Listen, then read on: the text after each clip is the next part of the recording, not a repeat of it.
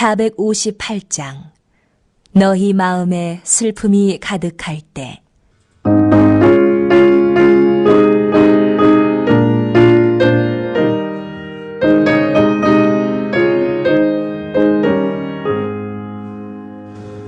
너희 마음에 슬픔이 가득할 때 주가 위로해 주시리라. 아침 해같이 빛나는 마음으로 너 십자가 지고 가라. 참 기쁜 마음으로 십자가 지고 가라. 내가 기쁘게 십자가 지고 가면 슬픈 마음이 위로받네.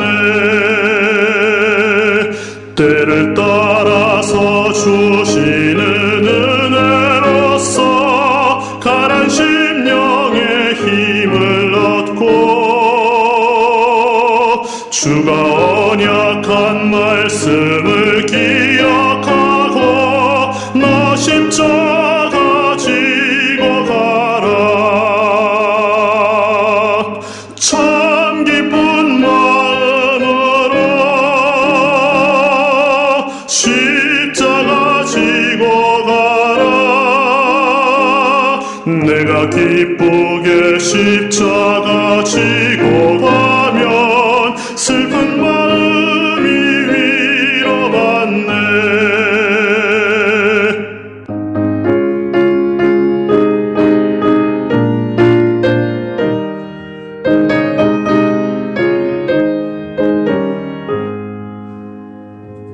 내가 맡은 일 성실히 행할 때에 주님 앞에서 상 받으리. 주가 베푸신 은혜를 감사하며 너 십자가 지고 가라. 참 기쁜 마음으로 십자가 지고 가라. 내가 기쁘게 십자가 지고 가면 슬픈 마음이 위로받네.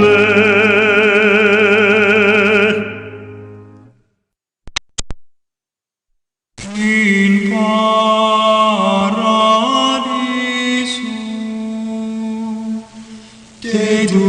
dedicante angeli in tuo adventus suscipiante materes et perducante in civitatem sanctam Hierusalem in paradiso.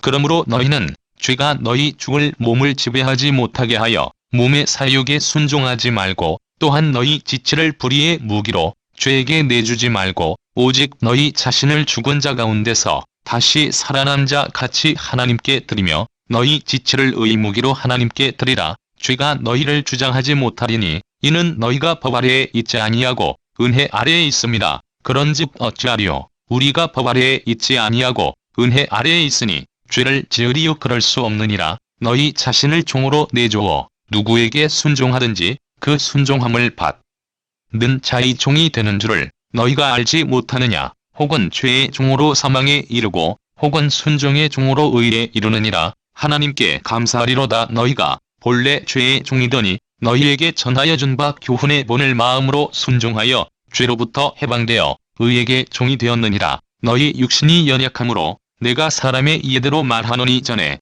너희가 너희 지체를 부정과 불법에 내주어 불법에 이른 것 같이 이제는 너희 지체를 의에게 종으로 내주어 거룩함에 이르라. 너희가 죄의 종이 되었을 때에는 의에 대하여 자유로웠느니라. 너희가 그때에 무슨 열매를 얻었느냐? 이제는 너희가 그 일을 부끄러워하나니 이는 그 마지막이 사망임이라. 그러나 이제는 너희가 죄로부터 해방되고 하나님께 종이 되어 거룩함에 이르는 열매를 맺었으니 그 마지막은 영생이라. 죄의 삭은 사망이요 하나님의 은사는 그리스도 예수 우리 주 안에 있는 영생이니라.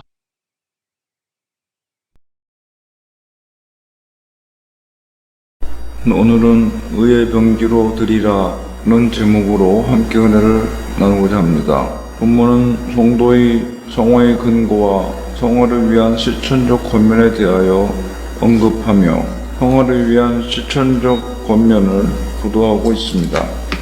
본문을 보면 바울은 먼저 성도를 향해 자기 지체를 불의의 병기로 죄에 드릴 것이 아니라 의의 병기로 하나님께 드리도록 촉구하고 있습니다. 즉 바울은 성도들이 성화에 힘써야 할 이유를 제시하고 곧이어 성화에 힘쓸 것을 강력하게 촉구하고 있는 것입니다.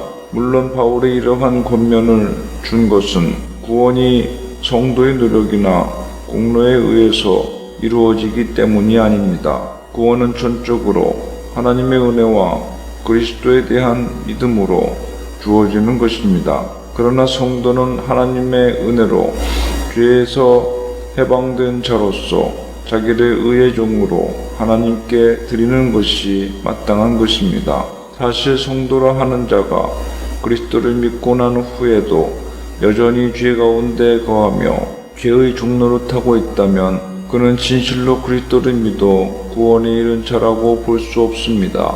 바울은 성도가 마땅히 성화의 삶, 곧 의의 종으로 살아야 함을 강조하기 위해 인간은 자신이 순종하는 대상에게 종이 되는 일반적 현상을 근거로 하여 어떤 이는 죄에게 순종하는 죄의 종이 되어 사망에 이르고 어떤 이는 하나님께 순종하는 종이 되어 의에 이르러 영생을 얻게 됨을 상기시키고 있습니다. 즉 성도가 성화의 삶을 살 때에만 의의 종으로 인정받아 영생에 이를 수 있다는 것입니다. 그리고 바울은 로마 교회 성도들도 전에는 죄의 종이 되어 사망에 이르렀으나 이제는 죄에게서 해방되어 하나님의 종이 됨으로써 영생에 이를 것임을 밝혀 그들로 하여금 성화에 더욱 힘쓸 것을 강조하고 있습니다. 이러한 본문을 통하여 얻을 수 있는 교훈들을 살펴보면 다음과 같습니다. 성도는 죄가 자신의 몸에 왕노릇하지 못하도록 죄에 대하여 항거해야 합니다. 12절을 보면 사도 바울은 죄가 다시는 성도의 몸에서 왕노릇하지 못하도록 몸의 사욕을 순종치 말라고 촉구하고 있습니다. 여기 보면 바울 사도는 성도의 몸을 가리켜 죽을 몸이라고 했습니다.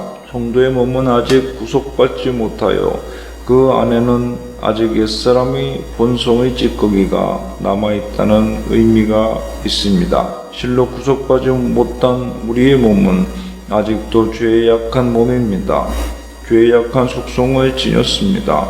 죄의 유혹을 받으면 그 죄에 쉽게 반응하고 동조하는 속성을 지녔습니다. 그러므로 우리는 우리의 몸이 죄의 왕노릇하지 않도록 늘 죄에 대하여 항거해야 합니다. 몸의 사욕을 순종치 말아야 합니다. 바울은 내가 내 몸을 쳐 복종하게 한다고 하였습니다. 내 몸을 쳐라는 말은 권투 용어로 자신을 녹다운 시키는 것을 말합니다. 곧 몸의 사욕을 철저히 굴복시키는 것입니다. 이렇게 우리가 우리의 몸의 사욕을 쳐서 복종시킬 때 우리는 죄가 우리 몸에 왕노릇하는 것을 막을 수 있습니다. 성도 여러분, 우리가 아무리 말씀과 성령으로 거듭났다 해도 우리 몸속에는 타락한 옛사람의 본성의 찌꺼기가 남아 있습니다. 그래서 늘 죄의 유혹을 받습니다. 이것은 어쩔 수 없는 현실입니다. 우리 성도들의 최대의 어려움이 바로 이것입니다. 그러나 죄가 아무리 미혹해도 우리가 거듭난 영혼의 거룩한 능력으로 우리 몸의 사욕을 쳐 복종시키면 우리 몸이 죄의 중노릇하는 것을 막을 수 있습니다. 거듭난 성도에게는 죄가 자기 몸에 막노릇하는 것을 막을 능력이 있습니다. 그것은 거듭난 성도에게는 성령님이 계시기 때문입니다. 그래서 바울은 갈라디아서 5장 16절에서 너희는 성령을 쫓아 행하라 그리하면 육체의 욕심을 이루지 아니하리라고 하였습니다.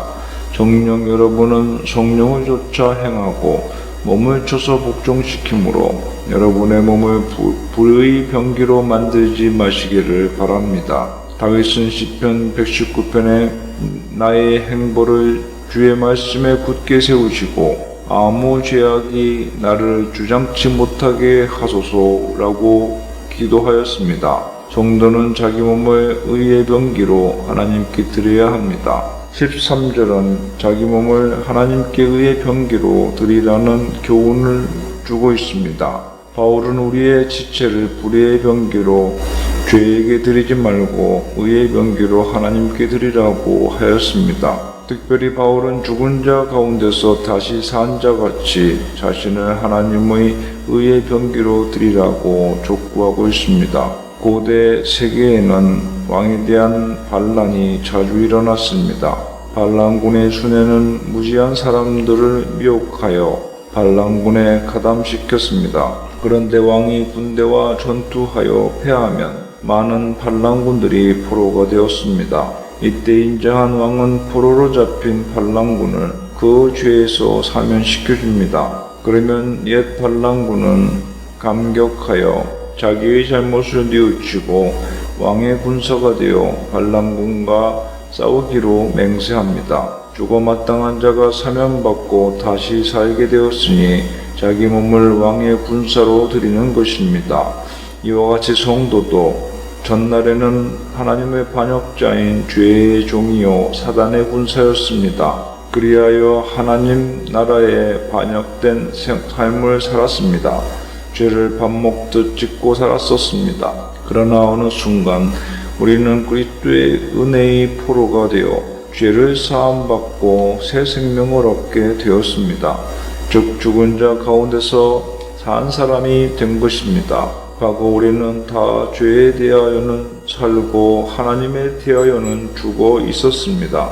그런데 이제 그리스도의 구속의 은혜로 죄에 대하여는 죽고 하나님께 대하여 살게 된 것입니다. 그러므로 우리는 전날 사단과 그 죄에게 자기 몸을 드렸던 것처럼 지금은 하나님께 자기의 몸을 의의 병기로 드려야 마땅한 것입니다. 여러분, 우리가 그리스도의 은혜로 죽은 자 가운데서 산 자같이 되었으면서도 그 몸을 의의 병기로 하나님께 드리지 아니하고 또다시 불의의 병기로 죄에 드릴 수 있겠습니까? 몸에 성령님을 모셔놓고 그 몸을 불의의 병기로 드려 하나님을 대항하고 공격한다면 그것이 얼마나 이율배반적인 행동입니까? 우리는 이런 이율배반적인 행동을 해서는 안 될 것입니다. 우리는 우리의 몸과 지체를 오직 의의 병기로 하나님께 드려야 합니다. 그러한 사람이 하나님의 은혜의 포로가 된 참 성도입니다.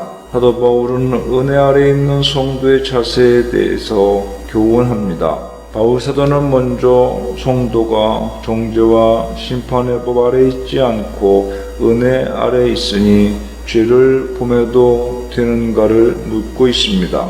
그리고 그 대답으로 그럴 수 없느니라고 하였습니다. 성도가 하나님의 은혜 아래 거하는 존재라고 해서 죄를 범하는 생활을 한다면 그것은 결단코 성도의 생활이 아닙니다.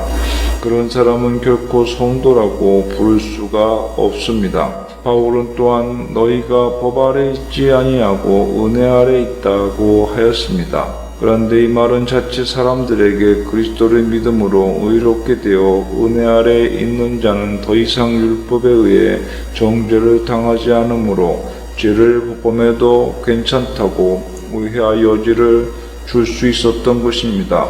그래서 바울은 그러한 오해의 여지를 없애기 위해 아주 단호하게 성도는 죄를 지을 수 없다고 말하고 있는 것입니다.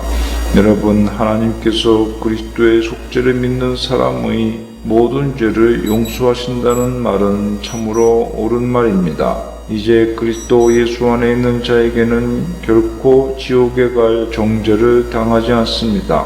과거의 죄, 현재의 죄, 미래에 지을 죄까지 모든 죄를 용서해 주시는 것입니다. 그러나 그렇다고 하여 죄 가운데 거하며 죄를 범한다면 그는 결코 죄에 대하여 죽고 하나님께 대하여 산 자라 할 수 없는 것입니다. 거듭난 성도는 하나님의 은혜에 감사하고 그 은혜를 귀중히 여기고 어찌하든지 죄를 멀리하고 그리스도를 닮아 거룩하게 되려고 하게 마련입니다. 그것은 그가 성령으로 그리스도와 연합되어 있기 때문입니다.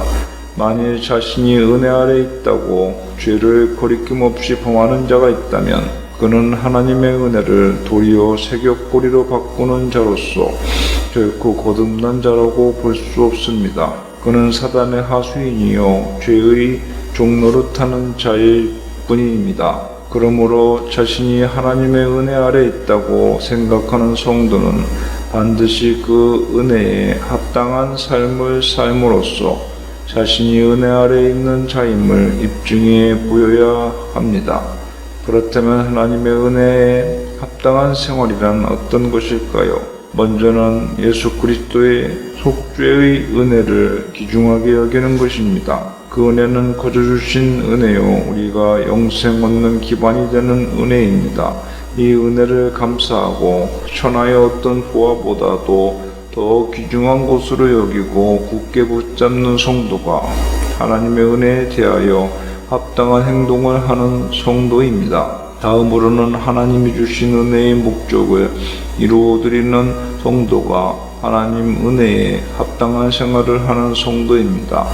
여러분, 하나님의 성도에게 구속과 용서와 생명의 은혜를 베푸신 목적은 성도를 하나님의 자녀로 삼으시려는 것입니다. 그래서 영생을 얻게 하시고 하나님 나라의 기업을 그리스도와 함께 얻게 만드시는 것입니다. 그러므로 성도는 하나님의 자녀다운 생활을 해야 합니다. 특별히 하나님의 자녀다운 생활에 모범을 보이신 분은 예수 그리스도이십니다. 그러므로 그리스도를 닮아 죄를 미워하고 하나님의 의와 사랑을 본받는 생활을 하는 것이 곧 그리스도를 닮아가는 생활이요 하나님의 은혜에 합당한 생활을 하는 것입니다. 마지막으로 하나님의 은혜에 합당한 생활이란 하늘나라의 열매를 맺는 생활입니다. 온갖 착함과 의로움과 선한 열매를 그 삶에 맺고 성령의 열매를 맺으며 전도의 열매를 맺는 생활입니다. 성도 여러분, 이렇게 하나님의 구속의 은혜를 귀히 여기고 그리스도를 닮으려고 애쓰며 온갖 아름다운 하늘나라의 열매를 맺는 삶이 하나님의 은혜에 합당한 삶입니다. 하나님은 이렇게 생활하는 성도에게 더욱 풍성한 구속의 은혜와 하늘나라의 축복을 내려주실 것입니다. 모두 하나님의 은혜에 합당한 생활을 하여 하나님께 더욱 큰 은혜를 받는 성도들이 되시기를 바라겠습니다. 성도의 자유는 그리스도를 통해 자신을 하나님께 의의 종으로 드리는 자유입니다. 너희가 죄의 종이 되었을 때에는 의에 대하여 자유하였느니라고 바울은 말합니다. 예수 그리스도로 말미암아 의롭게 하심을 받음으로써 이제 죄의 종에서 해방된 자유인으로서 그 자유를 하나님을 섬기는 데 쓰라는 교훈입니다. 바울은 이 말을 이제는 너희 지체를 의에게 종으로 들여 거룩함에 이르라고 18절에 말씀합니다. 여러분, 우리는 예수 그리스도로 말미암아 죄와 사망의 종노릇에서 자유롭게 되었습니다. 성도는 이 자유를 마음껏 누려야 합니다. 그런데 우리가 여기서 알아야 할 것은 성도는 죄와 사망의 종노릇에서 해방됨으로써 자유를 얻었지만 그 자유는 자기 멋대로 살라고 주신 것이 아니라는 사실입니다. 그것은 하나님을 자유롭게 섬기라고 주신 것입니다. 그러므로 성도는 자유를 누림과 동시에 하나님을 섬기는 의무도 행해야 합니다. 그러므로 성도는 그리스도가 주신 자유로 하나님의 종이 되는데 자신을 스스로 드려야 합니다. 이것이 참 자유의입니다. 미국의 남북전쟁 때 어느 노예가 그 주인과 함께 남군에 가담하여 북군과 전투를 벌였습니다. 그런데 남군의 패배가 눈앞에 다가오자 이 노예의 주인은 이 노예에게 말하기를 너는 지금부터 자유의 몸이다. 내가 너를 자유인으로 풀어주겠다. 그러니 어서 도망하라고 했습니다. 그래도 그 노예는 계속 남아 전투를 벌이고 있었습니다. 그래서 그 주인은 다시 자유인이 되었으니 어서 이 전투에서 빠져나가 내 살 길을 찾으라고 독촉했습니다. 그러자 그 노예였던 사람이 말하기를 전에는 내가 당신의 노예로서 전투에 참여했지만 이제는 자유인으로서 내가 스스로 여기 남아 싸우기로 결정했으니 상관마시오 라고 하더랍니다. 성도는 그리스도의 피로 값을 치르고 죄의 종에서 해방된 자유인입니다. 그러나 이제 그 자유로 하나님을 섬겨야 합니다. 스스로 하나님의 의의 종으로 자신을 하나님께 헌신해야 합니다. 그러므로 성도들은 철저하게 자신을 의의 병기와 종으로 하나님께 헌신하는 삶을 살아가시기를 바랍니다. 기도합시다. 하나님 아버지, 전에는 죄의 종이었으나 주 예수 그리스도의 십자가의 보혈의 공로로 말미암아 이제는 의의 종으로서 하나님을 섬기며 의의 병기로 우리의 몸을 하나님을 위해서 헌신하는 삶을 살아가는 하루하루의 삶이 되게 하여 주시옵소서. 예수님의 이름으로 기도하옵나이다. 486장. 이 세상에 근심된 일이 많고